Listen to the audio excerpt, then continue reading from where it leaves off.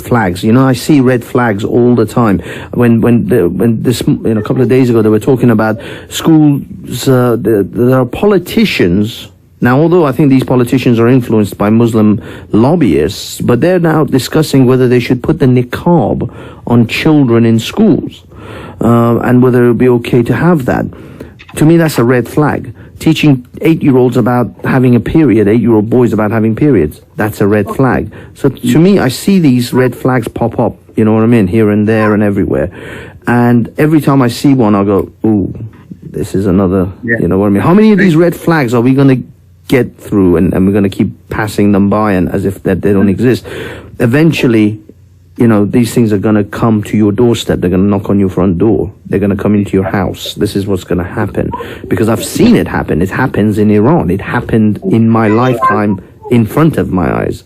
So I know what it's like when totalitarians come to your door and knock on your door and wake you up at 3 a.m. because your mom, your auntie, and your mom's, your dad and your auntie's husband were just simply playing cards. They raided our house at 3 a.m. because my family were playing cards, and it's illegal to play cards in Iran. This is the life in which people live, and nobody talks about that. Nobody talks about the real reality of Islam when you're under it, when you're actually forced to live with it. It's all these Sharia-loving assholes who talk about how wonderful it would be to have Sharia, and they don't. Because but they haven't lived through it. That's why they have it in theory, but in practice. Yeah, exactly. But what I'm saying is, when I feel that the day will come where if you have to actually worry about your actual physical safety in Speaker's Corner, and that you have to have serious like bodyguards and things like that, that's another red flag, big red flag, that this society has degenerated to the point in which that needs to happen. Yeah, but we're heading that way, Banksy. Whether we like it or not, it looks that's the trend we're heading. Whereby you have look what happened in the European courts, whereby they've effectively, certified, Sharia law, whereby you can't talk bad against the Prophet. You can't talk about Muhammad. So it's here already, man. Banksy, do you know that Akuma is an ex-Muslim? No, I didn't know. I don't really like to use that term because it was only for a short period of time. It was only for about 6 months. Oh, so you weren't born into a Muslim family? You converted, then you... exactly. Converted out. Converted out, yes, exactly. It was more of, when I joined back in 2003, it was just more down to peer pressure than anything else. Because what happened was when we made this crap decision to go into the Iraq war, because I was dead against it, because I was pretty lefty then. I said, that's it. I need some sort of identity, and a sort of Islam at the time provided that for me. Exactly. And it was dangerous because I remember when I used to go to the Jummah prayers, we had a Nigerian imam in our college, and boy, was that guy radicalizing me. I remember coming out of a Jummah session, wanted to behead someone, ready to die. Like a Muhammad hijab, I'm ready to die. That's how I can believe it. I can absolutely believe it. Look at Deep. Yeah. If you want to see the canary down the minefield of someone who is ripe for radicalization, look at Deep. Yeah.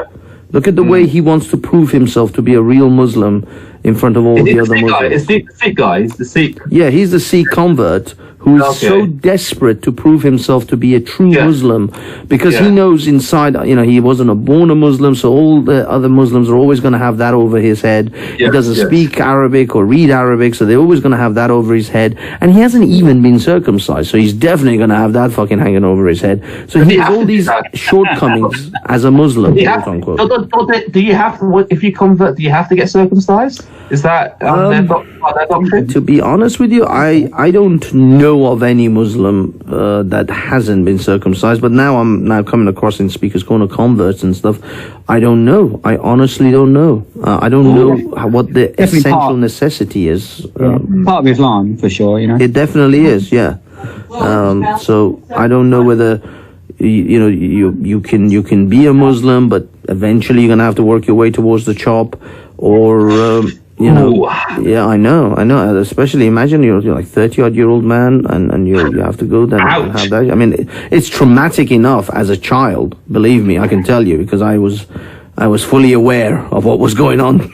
Was you raised in a sort of Jewish household or something then, or? No, I'm Iranian, dude. I was born in the Islamic Republic of Iran.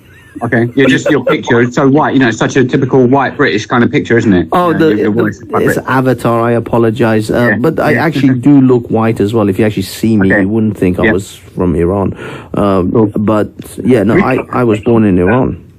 Because I think that you're doing great work. Can we plug your channel? Oh God, yeah, man. Just a little bit what you do, and I'll post a link. Yeah. I mean, I've been talking about this. This isn't like YouTube is just something recent that has happened. This discussion, I've been discussing this sort of thing since 2001, since 9/11, effectively. It's just, you know, me and the other people that we discuss these things have been doing it in the other corners of the internet that nobody knows about. I actually thought to myself, I wanted to set up my channel. That's why I called it Banksy, was because I wanted to be more artistic, an expression of art. It just happened to have now evolved into what I do with the other guys when we talk about religion. We've been discussing religion, religious philosophy, and ideology for best part of a decade and a bit now. It's just, you know, it's just hasn't happened on YouTube. It hasn't happened in this sphere. But this conversation isn't new. These conversations have taken place and have been taking place for a long time.